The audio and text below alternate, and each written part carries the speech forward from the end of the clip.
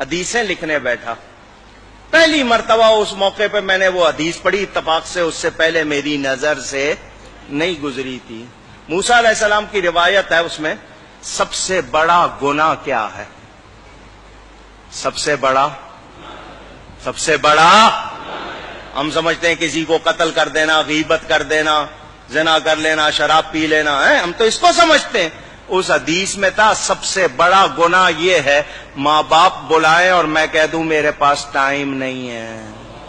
یہ سب سے بڑا گناہ. اور ہم نے یہ کتنی بار کیا ہوگا؟ ہم تو آرڈر چلاتے، ماں کو کہہ دیں گے صبح اتنے بجے مجھے ناشتہ چاہیے، میرے کپڑے چاہیے، میرے دوست آ رہے ہیں، یہ پکنا چاہیے. ماں یا نوکر ہے؟ اگر باپ آپ کی کو کرے تو آپ کہتے تو نے کیا کیا؟ تیرے باپ نے بھی تو تیرے ساتھ کیا تھا. یوں آگے بات کرتے.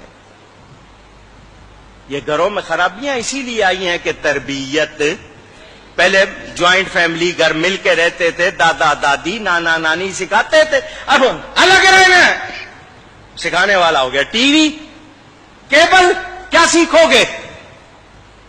ماں باپ جیسی کوئی نعمت اگر ناراض کیا ہے تو کبھی کامیاب نہیں ہوو گے.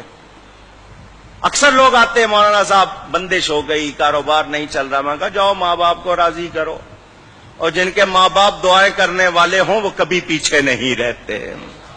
وہ کبھی پیچھے، اگر ان کو ناراض کیا ان کو نیکی کر کے ان کو راضی کرو، دیکھو کاروبار چمک اٹھے گا. لیکن آپ ان کو ناراض کر کے سمجھ رہے ہو نہیں میں نے صحیح کیا تھا، پھر کچھ ملنے والا نہیں. حضور صلی اللہ علیہ وسلم کا ارشاد بیہقی شریف میں حدیث موجود، فرمایا میں عشاء کی نماز پڑھ رہا ہوتا، میری ماں میرا نام لے کر بلاتی، میں نماز چھوڑ کر ماں کے پاس جاتا. کتنا بڑا پیغام میرے آپ کے لیے. موسیٰ علیہ السلام مزاج میں تیزی تھی، اونچی بول لیتے تھے. جب جاتے تھے کوہ طور پر کلام کرنے، ماں پیچھے مصلی بچھا لیتی تھی.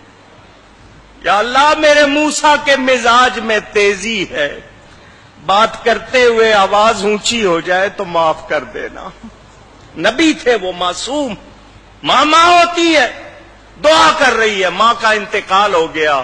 موسیٰ علیہ السلام طور پر گئے، غیب سے آواز آئی آج ذرا ہوش سے بات کرنا، پیچھے دعا کرنے والی نہیں بیٹھی. اب پہچانو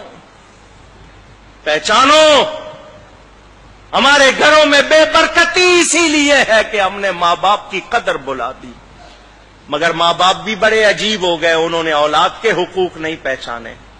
آرڈر دیتے ہیں یا مارتے ہیں یا سختی کرتے ہیں یا ان کی جو ضروریات پوری نہیں کرتے، تربیت نہیں کرتے.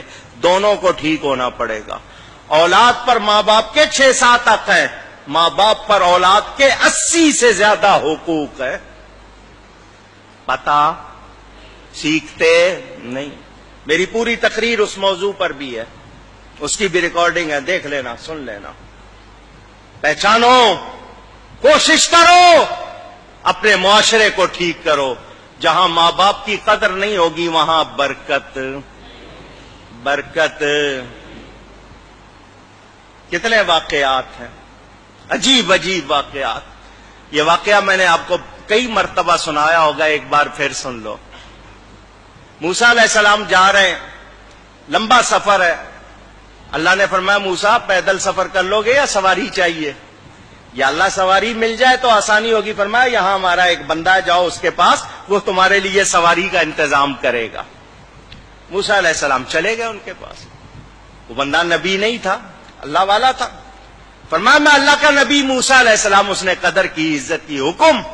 فرمایا میں نے سفر کرنا، مجھے سواری چاہیے. اس نے بادل کو اشارہ کیا،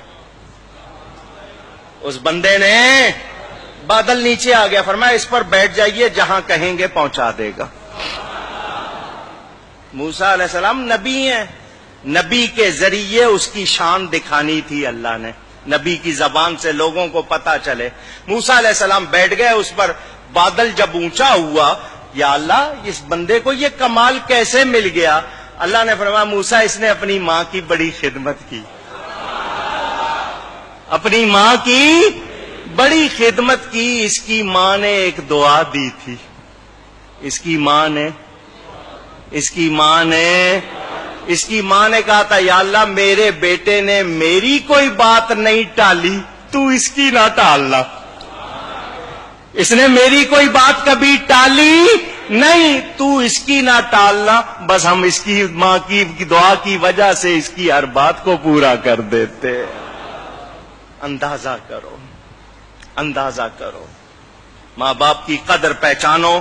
اگر وہ وفات پا گئے ان کے لیے نیکی کرو، ہر دعا میں ان کے لیے نیکی کرو. جو صدقہ دو ان کی طرف سے دو، تمہیں بھی ثواب ملے گا، تمہارا ثواب کہیں نہیں جائے گا، ان کی روح خوش ہو جائے گی.